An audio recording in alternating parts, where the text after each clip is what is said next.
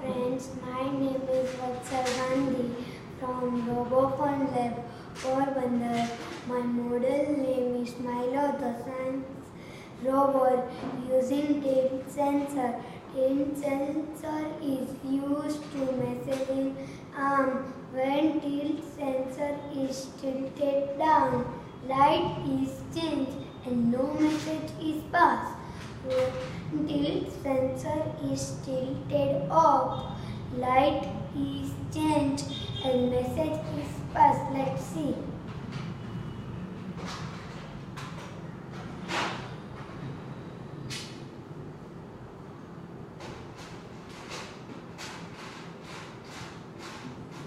Light is changed and no message is passed. Message is passed and light is changed. Thank you.